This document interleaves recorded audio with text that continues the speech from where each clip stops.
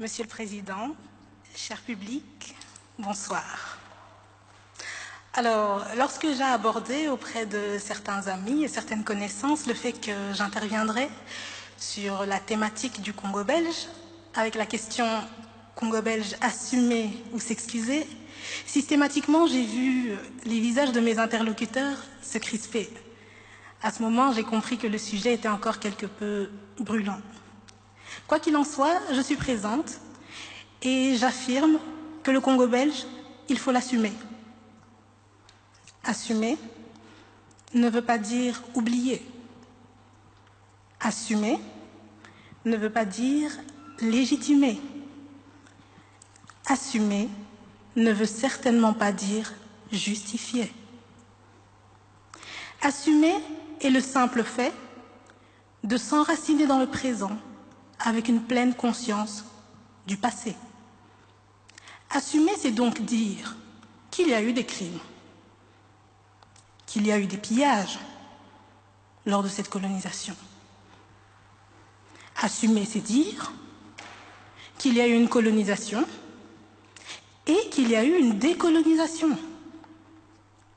Assumer, c'est dire qu'il y a eu des horreurs et que ces horreurs ont pris fin.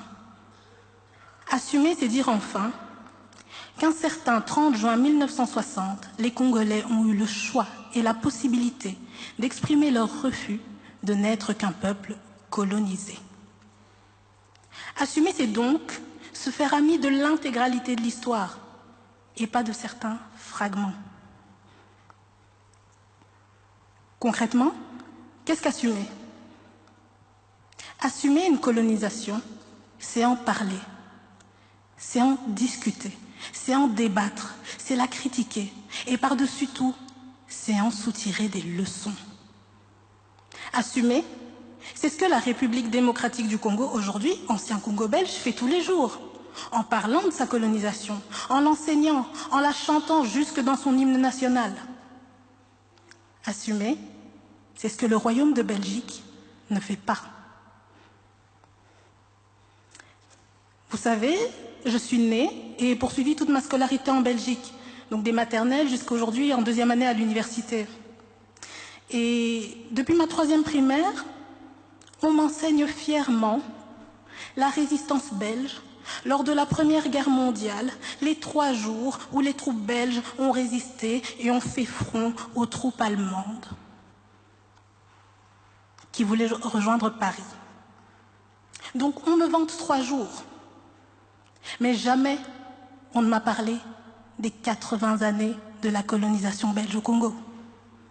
On me vante 3 jours. On m'en cache 31 025.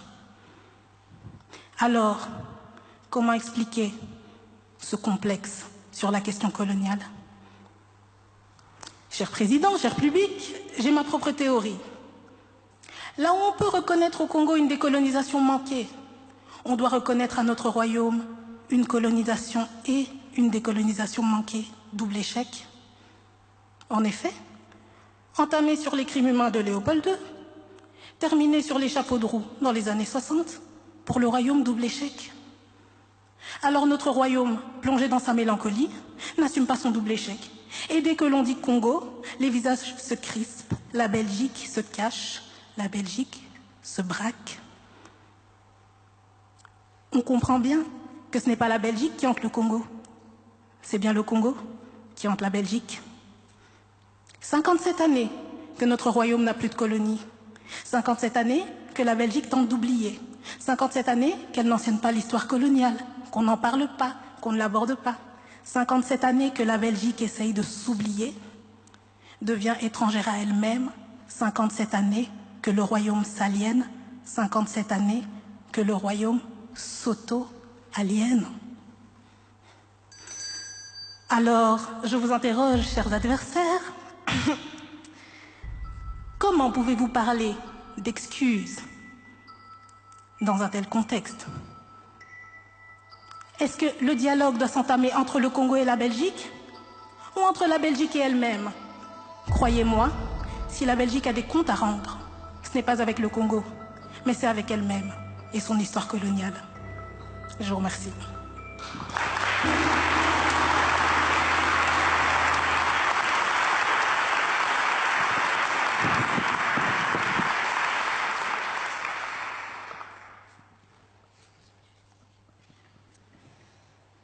Monsieur le Président, Mesdames et Messieurs, le Congo belge, assumer ou s'excuser. Tout d'abord, j'aimerais commencer par une définition des termes. Assumer. Assumer nous vient du latin assumere, qui signifie prendre pour soi. Une chose me dérange dans la valeur que l'on accorde au fait d'assumer dans notre débat. En effet, est-il correct de se poser la question de si oui ou non il faut assumer à partir du moment où la colonisation a commencé, à partir du moment où les actes ont été commis, à partir du moment où le roi des Belges, Léopold II, s'est porté garant de la conférence de Berlin? L'histoire ne nous laisse pas le choix. Elle ne laisse pas le choix à la Belgique de prendre sur soi. À moins que l'on réfute le fait qu'il y ait eu colonisation. Ce raisonnement me pousse à dire que le fait d'assumer n'est pas quelque chose de glorieux ou qui impose l'admiration. C'est simplement la moindre des choses. Malgré cela, aujourd'hui encore, la Belgique n'a pas totalement assumé. On peut l'observer sous plusieurs formes. Tout d'abord, l'histoire officielle a encore du mal à parler de certains faits moins honorables, beaucoup plus tragiques. Au contraire, elle les dissimule. Deuxièmement, on a tellement de mal à parler de ce sujet dans des conditions sérieuses, où des intervenants politiques débattraient sur le sujet avec un réel but derrière. À la place, on préfère en parler dans le cadre d'un spectacle oratoire. Le simple fait que l'on parle de ce sujet ici et maintenant montre à quel point la Belgique n'a pas assumé son passé colonial. Pourtant, assumer les fautes de nos prédécesseurs est un devoir. Le passé colonial de la Belgique fera toujours partie de notre histoire. C'est incontestable. Mais détrompez-vous.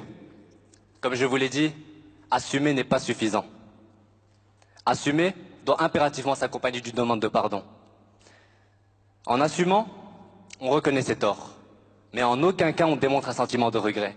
C'est par le pardon qu'on démontre ce sentiment de regret. Ce premier n'a absolument aucune valeur sans ce dernier. On peut donc en conclure qu'assumer est l'étape juste avant le pardon. Sur la même lancée, est-il correct de se poser la question de si oui ou non il faut s'excuser? Quand j'étais petit, mes parents m'ont appris les bases de la politesse.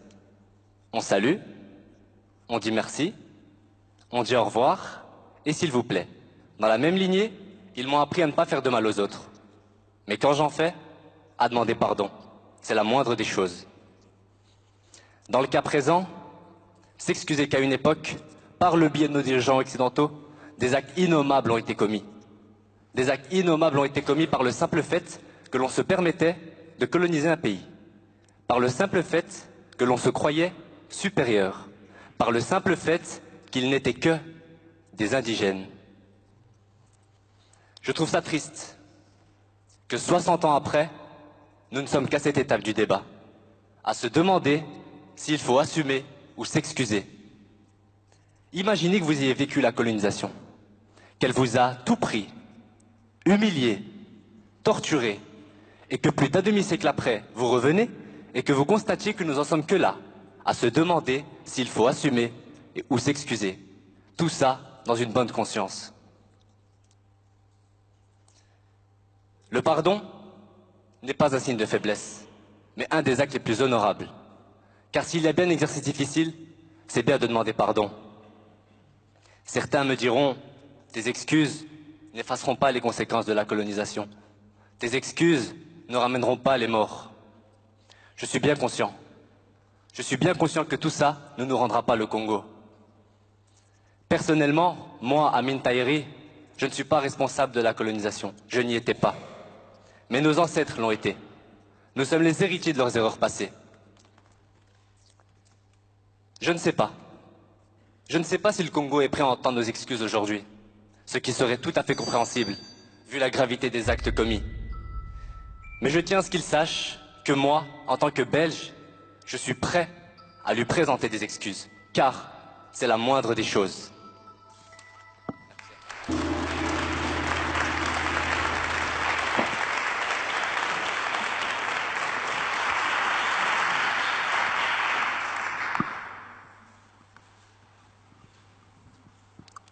Mon cher ami, j'ai entendu votre argumentation. Je l'ai écoutée très attentivement. Toutefois, je me maintiens sur ma position. Assumer le Congo belge est un impératif. Je disais dernièrement, lors de ma dernière intervention, qu'assumer nous rendait amis de l'intégralité de l'histoire. Permettez-moi, cher public, Monsieur le Président, d'aller plus loin et de dire qu'assumer nous permet de remettre le présent en question en regardant notre passé. Vous savez, le Congo belge, ce n'est pas l'histoire d'une colonisation, ce sont deux colonisations. D'une part, celle du Congo, à qui l'on a certifié, bien entendu dans le contexte paternaliste et impérialiste de l'époque, une infériorité identitaire et culturelle. Et dans un second temps, c'est celle de la Belgique, à qui toujours, dans ce contexte paternaliste et impérialiste de l'époque, on a certifié une supériorité identitaire et culturelle. Colonisation des esprits, colonisation des consciences, colonisation inconsciente. Petit saut dans le temps, cher public, nous sommes en 1897. Alors, période d'industrialisation en Belgique, la Belgique brille. Et quelque part à Tervuren, un zoo humain. Oui, vous entendez bien, un zoo humain. Vous ne saviez pas? C'est normal, on n'enseigne pas. Dans ces zoos humains, des Congolais. Dans le public, des Belges. Colonisation des esprits, colonisation des consciences, colonisation inconsciente, qui poussa monsieur et madame tout le monde à aller embarquer leurs familles, leurs enfants, voire d'autres êtres humains dans un zoo. Fort heureusement, ce type de spectacle ne se produise plus dans le royaume. Mais comme je l'ai dit au début de mon intervention, assumer nous permet de remettre le présent en question. Alors questionnons-nous. Qu'en est-il de la colonisation des esprits? Combien pensent encore aujourd'hui farouchement au plus profond de leur cœur en une infériorité de l'Afrique et se disent que si l'Afrique souffre, c'est parce que l'Europe est partie? Combien pensent aujourd'hui encore l'Afrique incapable comme de réfléchir et dans notre cas, que le salut du Congo ne peut venir que de la Belgique? Combien? Cher public, détrompez-vous. Nous n'en avons pas fini avec le colonialisme. Certes, le Congo est libre, mais qu'en est-il de nos esprits? Dans combien d'esprits persistent encore des brides d'idées paternalistes qui menèrent en 1884 à la conférence de Berlin? Combien de bombes à retardement parmi nous qui inconsciemment pourraient refaire commencer l'histoire? Assumer nous permet de remettre le présent en question. Alors je m'adresse à vous, chers adversaires, dans un tel contexte de potentielle colonisation des esprits encore présente. Trouvez-vous toujours des excuses légitimes? Les trouvez-vous légitimes?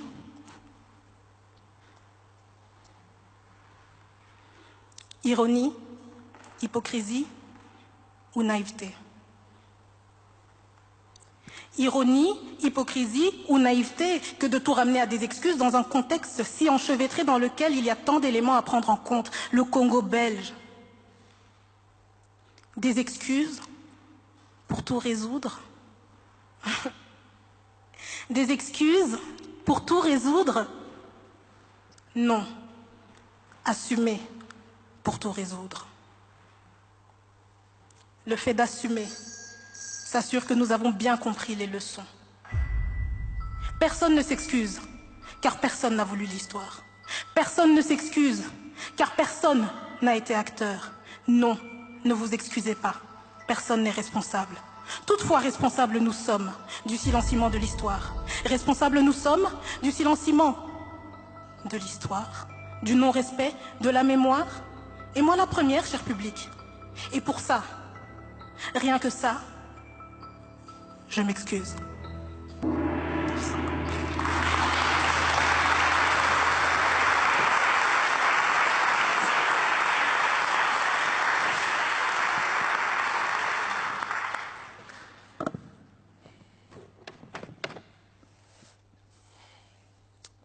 Monsieur le Président, Mesdames et Messieurs, combattants de l'indépendance, aujourd'hui victorieux, je vous salue au nom du gouvernement congolais. À vous tous, mes amis, qui avez lutté sans relâche à nos côtés.